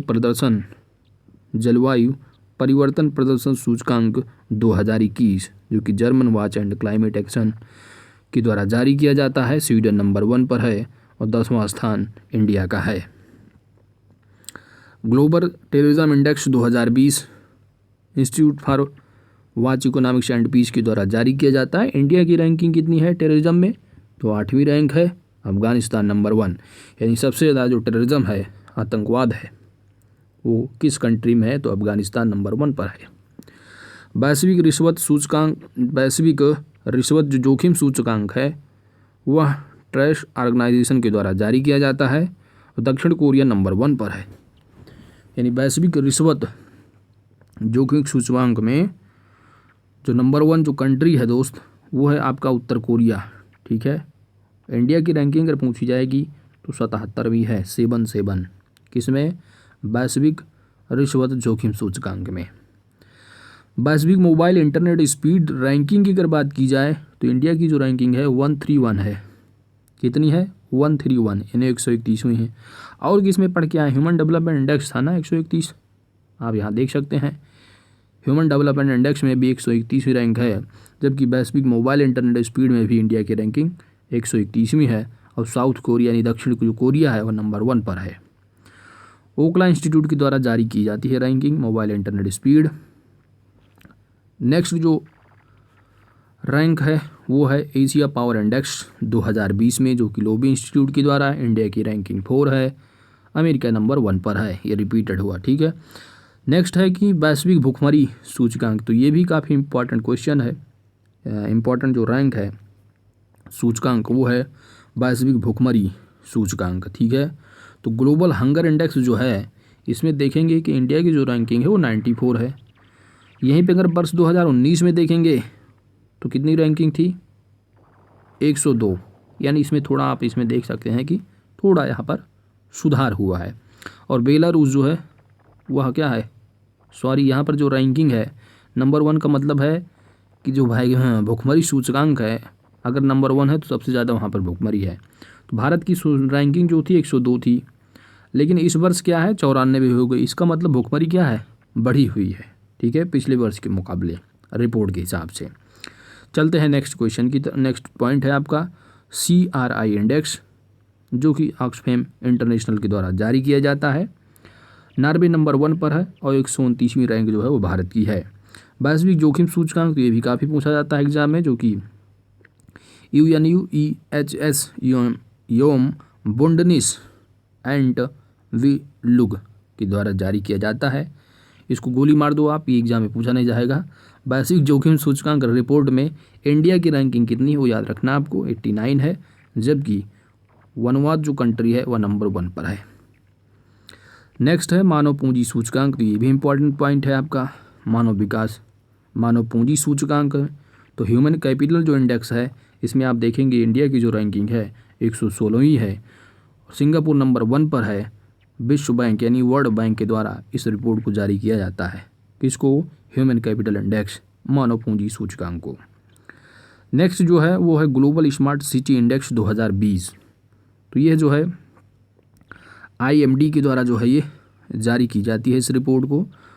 85 पर जो रैंक है वो ग्लोबल स्मार्ट इंडेक्स में 80 यानी 85वां रैंक है भारत का, और हैदराबाद नंबर 1 है भारत में, और सिंगापुर नंबर 1 कंट्री है। वैश्विक आर्थिक स्वतंत्रता सूचकांक, तो ये भी इम्पोर्टेंट इंडेक्स है, जो कि कनाडा के फ्रेजर इंस्टीट्यूट के द्वारा जारी किया जाता है। हांगकांग नंबर 1 पर है। इंडिया की रैंकिंग जो है 105वीं है। वैश्विक नवाचार सूचकांक 2020, वैश्विक नवाचार सूचकांक में इंडिया की जो रैंकिंग है वो 48वीं है। स्विट्जरलैंड नंबर 1 पर है, जबकि ये विश्व बौद्धिक संपदा संगठन है इसके द्वारा जारी किया जाता है वैश्विक नवाचार सूचकांक। तो देखिए इसमें बहुत ज़्यादा हो रहा होगा आपको थोड़ा, तो आपको बस इतना ही याद रखना है। ज़्यादा अगर कुछ नहीं याद कर पाएँ तो किस सूचकांक में इंडिया की कितनी रैंकिंग है, इतना ही आपके लिए पर्याप्त होगा।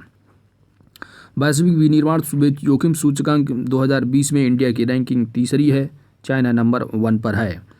सतत विकास लक्ष्य सूचकांक 2020, भारत की रैंकिंग 117 और स्वीडन नंबर 1 पर है।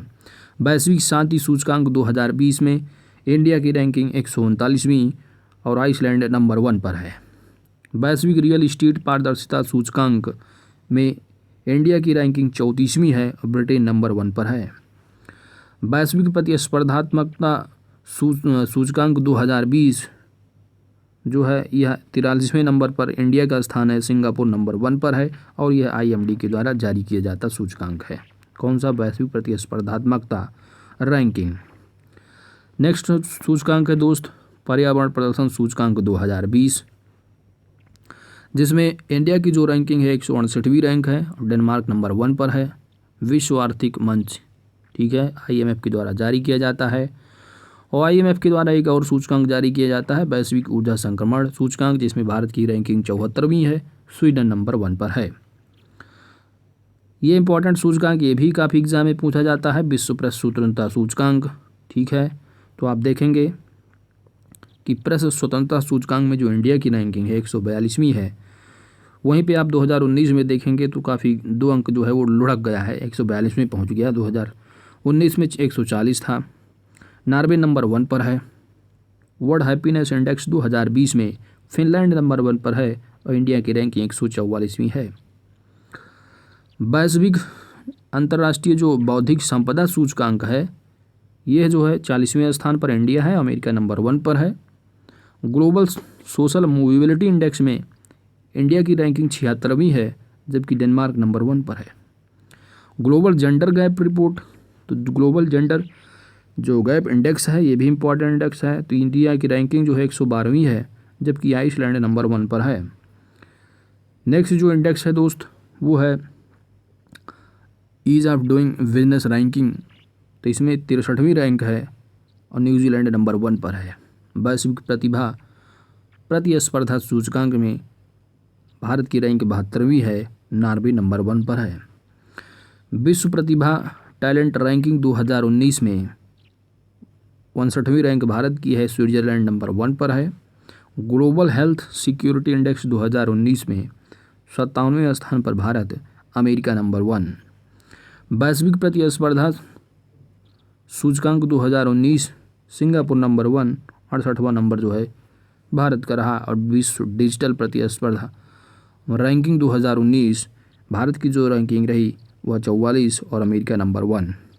तो दोस्तों देखा आपने, ये काफ़ी बहुत सारी रैंकिंग है, सूचकांक है। अगर आप कुछ न याद कर पाए तो जो लेटेस्ट डाटा है 2020-21 इसको याद रखना, और भारत की जो रैंक है वो कितनी है इतना ही आपके लिए काफ़ी होगा। चलते हैं नेक्स्ट पॉइंट की तरफ दोस्तों। नेक्स्ट टॉपिक है वन लाइनर आर्थिक परिदृश्य का। ठीक है, चलिए पहला पॉइंट है, हाल ही में सरकार ने एफडीआई की सीमा को 49% से बढ़ाकर कितने प्रतिशत कर दिया है, 74%। तो ये काफ़ी इंपॉर्टेंट पॉइंट है, आपको याद रखना है कि जो फॉरेन डायरेक्ट इन्वेस्टमेंट की जो लिमिट है वो 49% से बढ़ा करके बीमा सेक्टर में कितना किया गया है, तो वह बीमा सेक्टर में जो है डायरेक्ट 49 से कितना कर दिया गया है, 74%। हाल ही में अंतर्राष्ट्रीय मुद्रा कोष IMF इंटरनेशनल मॉनेटरी फंड में शामिल होने वाला 190वां जो सदस्य देश रहा वह अंडोरा बन गया। यार अरबी NTPC में क्वेश्चन इस तरह पूछा गया था कि जो IMF में जो कंट्री हैं टोटल कितनी हो चुकी हैं, तो अंडोरा को मिलाकर 190 कंट्री हो गई। ठीक है, तो ये NTPC में पूछा गया क्वेश्चन था कि कितनी कंट्री हैं टोटल। तो लेटेस्ट जो कंट्री एडेड है वो अंडोरा। ठीक है, नेक्स्ट है, हाल ही IMF ने वर्ष 2021 में भारत की आर्थिक वृद्धि दर 11.5% रहने का अनुमान लगाया है। तो आपको एग्जाम में क्वेश्चन बन सकता है कि हाल ही में IMF की रिपोर्ट के अनुसार वर्ष 2021 में भारत की जो GDP है, यानी भारत की जो आर्थिक वृद्धि GDP की ग्रोथ रेट है वो कितना रहने का अनुमान लगाया गया है, तो 11.5%। नेक्स्ट, हाल ही में जारी रिपोर्ट के अनुसार 2020 में FDI का सबसे बड़ा प्राप्तकर्ता देश चीन बन गया है। अंकटाड रिपोर्ट के अनुसार इस वर्ष विश्व व्यापार में 7% से 9% की कमी आ सकती है। हाल ही में भारत की कृषि निर्यात में 14.8% की वृद्धि हुई है। हाल ही में प्रकाशित लॉसेंट मेडिकल रिपोर्ट के अनुसार भारत में जीवन प्रत्याशा बढ़कर 70.8 साल की हो गई है। 23 दिसंबर 2020 को जारी संयुक्त राष्ट्र रिपोर्ट के अनुसार वर्ष 2020 के दौरान भारतीय अर्थव्यवस्था में 5.9% की गिरावट का अनुमान लगाया गया है। 4 सितंबर 2020 की एक विज्ञप्ति के अनुसार भारत की विदेशी मुद्रा भंडार में 541 अरब डॉलर से अधिक जो है वो हो गया है। तो आपको याद रखना है कि भारत की जो विदेशी मुद्रा भंडार है वह 541 अरब डॉलर से क्या है, अधिक हो गया है। भारतीय आयात निर्यात बैंक ने मोजाम्बिक को 250 मिलियन अमेरिकी डॉलर ऋण जो है वो प्रदान किया है। भारतीय रिजर्व बैंक ने अपने लेखा वर्ष 2019-20 के लिए सरकार को 57,128 करोड़ रुपए का लाभांश हस्तांतरित किया है। केंद्र सरकार द्वारा 2020-21 के लिए जल जीवन मिशन के तहत 8,050 करोड़ रुपए आवंटित किए गए हैं। नाबार्ड ने चालू वित्त वर्ष के दौरान ग्रामीण बैंकिंग प्रणाली में 1.46 लाख करोड़ रुपए का निवेश किया है। मूडीज़ ने G20 की ग्रोथ आउटलुक को जो है घटा करके 2.1% कर दिया है। G20 ने किसको, ग्रोथ आउटलुक को, किसकी, मूडीज़ ने। नेक्स्ट पॉइंट है, कर्मचारी निधि कोष संगठन ने निधि कोष जमा राशि पर ब्याज जो है, यह पॉइंट इम्पॉर्टेंट है, तो ब्याज जो है वो घटाकर 8.6% से यानी 8.65% थी, इसको 8.5% कर दिया गया है, ठीक है, यानी 0.15% घटा दिया गया है। टेलीकॉम कंपनी भारती एयरटेल ने प्रीपेड प्लान के साथ जीवन बीमा की जो है पेशकश की है। नेक्स्ट पॉइंट है कि ब्रिटेन और फ्रांस को पीछे छोड़कर भारत विश्व की 5वीं सबसे बड़ी अर्थव्यवस्था बन गया है। तो याद रखना है कि भारत जो है 5वें नंबर पर सबसे बड़ी अर्थव्यवस्था है।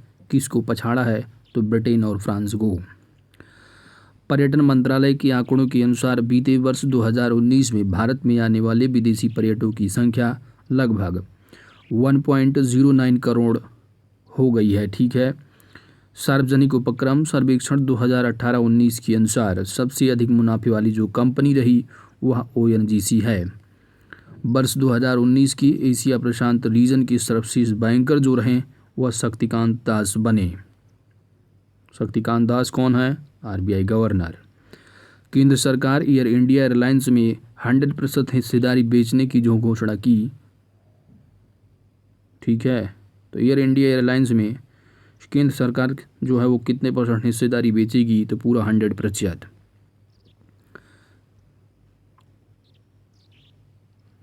नेक्स्ट पॉइंट है भारत का जो विदेशी भंडार है वो 471.42 अरब डॉलर की सर्वोच्च स्तर पर पहुंच गया है। तो आपको याद रखना है 40 लगभग जो है वो 471 है, ठीक है, 471 इतना है, आपको याद रखना है 471.42 अरब डॉलर। नेक्स्ट पॉइंट है दोस्तों कि केंद्रीय आवास एवं शहरी मंत्रालय ने दीनदयाल अंत्योदय योजना राष्ट्रीय शहरी आजीविका मिशन के लिए फ्लिपकार्ट के साथ समझौता किया है। किसके साथ? फ्लिपकार्ट के साथ। नेक्स्ट पॉइंट है कि SBI बैंक ने ATM निकासी पर वन टाइम पासवर्ड की सुविधा शुरू की है। GST परिषद की 38वीं बैठक 18 दिसंबर को नई दिल्ली में आयोजित की गई। इस बैठक में लॉटरी पर 28% टैक्स वसूलने का निर्णय लिया गया। तो आपको याद रखना है कि लॉटरी पर जो GST टैक्स होगा उसका जो % है कितना है? तो 28% है। राजस्थान, तमिलनाडु और कर्नाटक नो न्यू कोल पॉलिसी के नए समर्थक राज्य बने हैं। पूर्व में कौन से थे? गुजरात एवं छत्तीसगढ़। तो आपको याद रखना है कि नो न्यू कोल पॉलिसी के जो समर्थक राज्य बने वो कौन कौन से हैं? तो राजस्थान, तमिलनाडु और कर्नाटक हैं। IMF that is international monetary fund के अनुसार गुयाना 2020 तक दुनिया का सबसे तेज़ी से वृद्धि करने वाला देश बन जाएगा।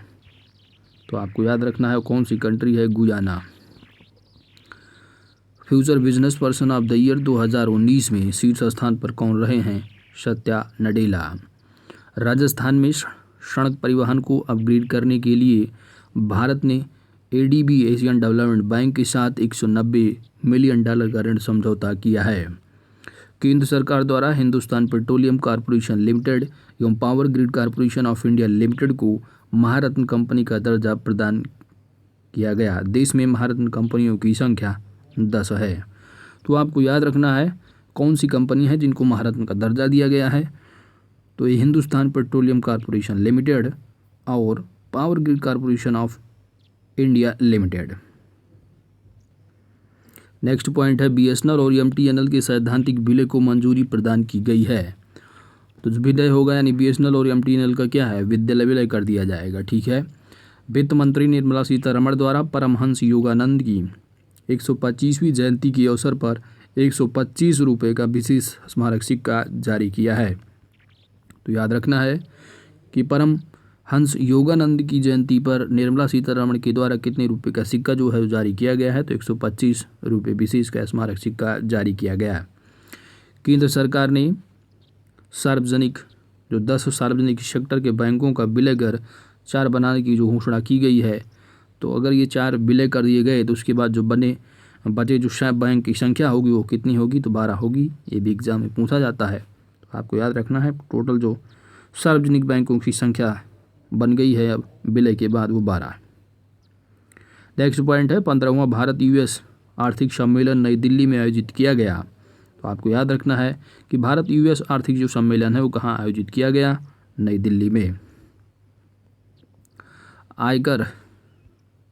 आयकर रिटर्न की स्पष्ट जांच हेतु किस योजना का शुभारंभ किया गया, तो ई मूल्यांकन। ठीक है, तो आपको याद रखना है अगर एग्जाम में क्वेश्चन पूछा जाता है कि ई मूल्यांकन जो योजना है वह किससे संबंधित है, तो आयकर रिटर्न की स्पष्ट जांच हेतु।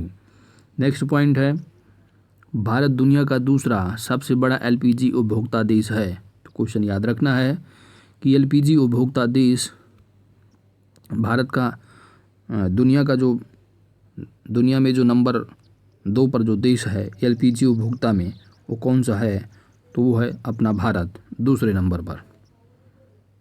चलते हैं नेक्स्ट पॉइंट की तरफ दोस्तों। नेक्स्ट पॉइंट दे रखा है, विभिन्न संस्थानों द्वारा भारत की पूर्वानुमानित जीडीपी। संस्थाएं कुछ दे रखी हैं और इनकी जो जीडीपी है अनुमानित की गई है वो यहाँ पर कुछ संस्थाएं हैं, तो आप देख सकते हैं एक नज़र में। केयर रेटिंग संस्था के हिसाब से वर्ष 2020-21 में -7.8%, फिच रेटिंग एजेंसी है इसके तहत -9.4%, जबकि 2021-22 में 11% है। जापानी ब्रोकरेज नोमुरा के हिसाब से अगर देखेंगे आप तो -6.7%, जबकि 2021-22 में जो है ये +13.5% है। स्विस ब्रोकरेज यूबीएस की रेटिंग जो एजेंसी है इसके तहत -7.5% और 11% जो है ये 2021-22 में। बोफा सिक्योरिटीज के हिसाब से -6.7% है और 9% प्लस हो जाएगी 2021-22 में। इकरा रेटिंग -7.8%, 10.1%। तो ये एजेंसियां हैं, इनके हिसाब से आप देख सकते हैं। IHS मार्केट लंदन, राष्ट्रीय सांख्यिकी कार्यालय। तो आपको ये याद रखना है जो राष्ट्रीय सांख्यिकी कार्यालय के हिसाब से -8%, वर्ल्ड बैंक। ठीक है, तो ये सारी इंपॉर्टेंट एजेंसी हैं। वर्ल्ड बैंक के हिसाब से क्या होगी, तो -9.6% और 11%। क्रिस्टल रेटिंग ये भी पूछा था कृषि रेटिंग का, तो -7.7%, 10%। तो आपको देखो जो एजेंसियाँ, इसमें आपको जो पॉइंट याद रखना है मेरे हिसाब से वो है आपकी यहाँ पर फिच रेटिंग के हिसाब हो गया आपका वर्ल्ड बैंक के हिसाब से, और राष्ट्रीय सांख्यिकी कार्यालय वर्ल्ड बैंक, कृषि रेटिंग ADB के हिसाब से, ठीक है, मूडीज के हिसाब से, IMF के हिसाब से। तो ये इंपॉर्टेंट एजेंसी के हिसाब से एग्जाम में क्वेश्चन पूछे जाएंगे। तो मूडीज के हिसाब से अगर देखेंगे तो -7% है, जबकि प्लस जो है 13.7% जो है 2021-22 में। IMF के हिसाब से -7% है, जबकि 13.7% प्लस में हो जाएगी। हाँ, ये पॉइंट इंपॉर्टेंट ये भी है कि इकोनॉमिक सर्वे 18-19 के हिसाब से, तो देखो इकोनॉमिक सर्वे 18-19 ये थोड़ा पुराना हो गया, आपको इकोनॉमिक सर्वे 2020-21 के हिसाब से आपको पढ़ना होगा। ठीक है, चलते हैं दोस्तों नेक्स्ट पॉइंट की तरफ। नेक्स्ट जो है वो है विज्ञान एवं प्रौद्योगिकी संबंधित 1 लाइनर फैक्ट हैं। तो आइए हम लोग यहाँ पर देख लेते हैं। पहला जो पॉइंट है, हाल ही में तमिलनाडु राज्य में खोजी गई नई चींटी जो प्रजाति का नाम है वो किसके द्वारा खोजी गई है, तो तमिलनाडु राज्य में जो है ये चींटी की नई प्रजाति खोजी जो गई है उसका नाम रखा गया है प्रोफेसर अमिताभ जोशी के नाम पर। हाल ही में केंद्रीय मंत्रिमंडल ने 45,696 करोड़ की लागत से भारतीय वायुसेना के लिए 83 हल्के लड़ाकू विमान तेजस की खरीद हेतु मंजूरी प्रदान की है, जिसकी खरीद हिंदुस्तान एरोनॉटिक्स लिमिटेड से की जाएगी। तो हिंदुस्तान एरोनॉटिक्स लिमिटेड के द्वारा खरीदी जाएगी 83 जो हल्के लड़ाकू विमान तेजस हैं। ठीक है, जिसकी जो लागत है वो 45.696 करोड़ रुपए है, 45,696 करोड़। ठीक है, चलते हैं नेक्स्ट पॉइंट है दोस्तों। हाल ही में शोधकर्ताओं ने केरल स्थित एराविकुलम नेशनल पार्क, तो आपको याद रखना है जो एराविकुलम नेशनल पार्क है वो किस राज्य में स्थित है, केरल में है।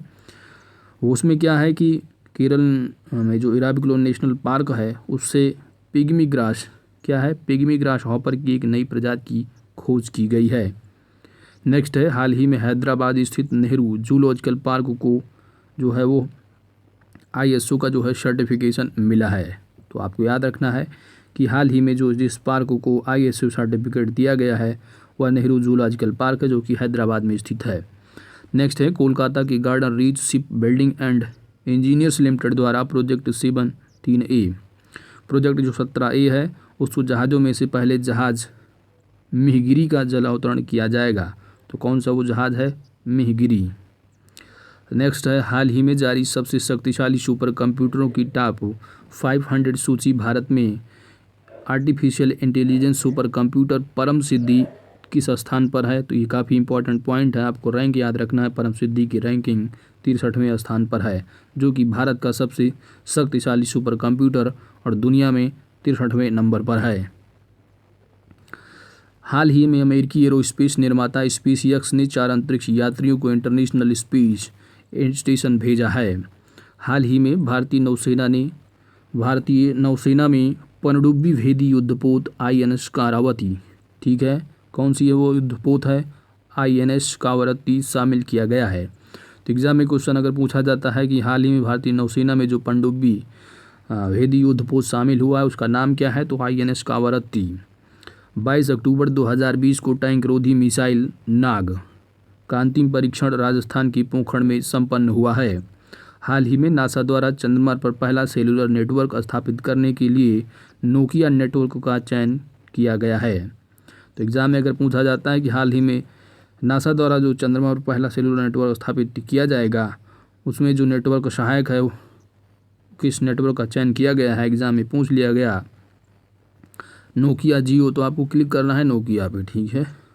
नेक्स्ट पॉइंट है आपका, हाल ही में नासा ने क्षुद्र ग्रह वेन्यू, कौन सा ग्रह है, क्षुद्र वेन्यू से नमूने इकट्ठे करने के लिए OSIRIS, ठीक है,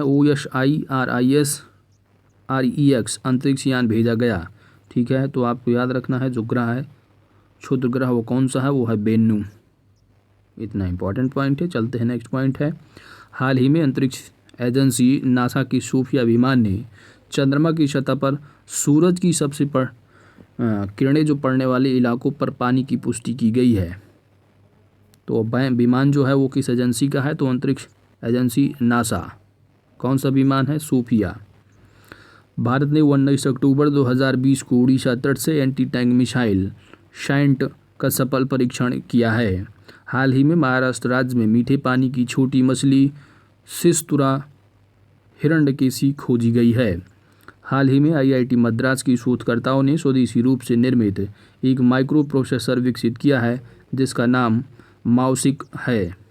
नेक्स्ट, IIT दिल्ली के स्टार्टअप चकर इनोवेशन ने हाल ही में N95 मास्क को कीटाणु रहित करने के लिए चाकार को डिवाइस लॉन्च किया है।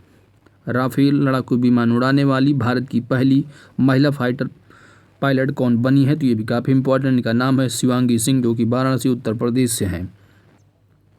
भारतीय नौसेना में पहली बार 2 महिला अधिकारियों दैट इज कुमुदिनी त्यागी तथा रीति सिंह को युद्धपोत पर तैनाती किया गया है। तो आपके एग्जाम में अगर पूछा जाता है कि पहली बार जो भारतीय नौसेना में जो 2 महिला अधिकारी तैनात की गई हैं उनका नाम क्या है, तो कुमुदिनी त्यागी और रीति सिंह।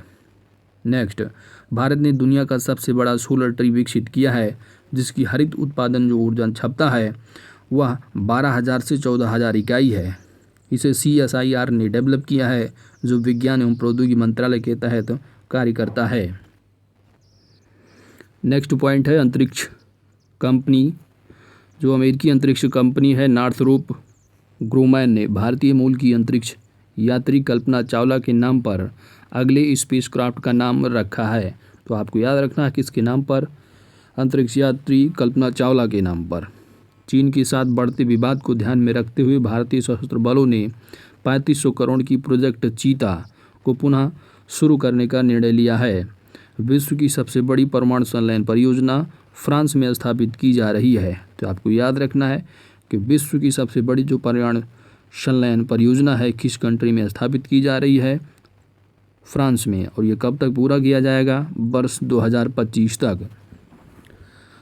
केरल सरकार ने पहली समुद्री एम्बुलेंस सेवा शुरू की है जिसका नाम प्रतीक्षा रखा गया है। तो आपको याद रखना है कि भारत की पहली जो समुद्री एम्बुलेंस सेवा शुरू की गई है किस राज्य से संबंधित है, तो केरल राज्य से है जिसका नाम क्या है, प्रतीक्षा।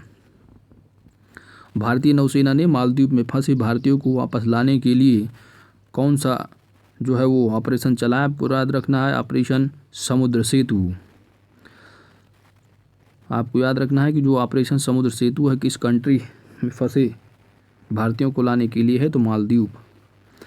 चीन ने अंतरिक्ष यात्रियों को चांद पर भेजने के लिए एक नया रॉकेट, नाम क्या है, लॉन्ग मार्च 5B लॉन्च किया है। हाल ही में न्यूजीलैंड के वैज्ञानिकों ने पृथ्वी से बड़े एक सुपर अर्थ की खोज की है जहां जीवन संभव हो सकता है। तो किस कंट्री के वैज्ञानिकों ने? न्यूजीलैंड।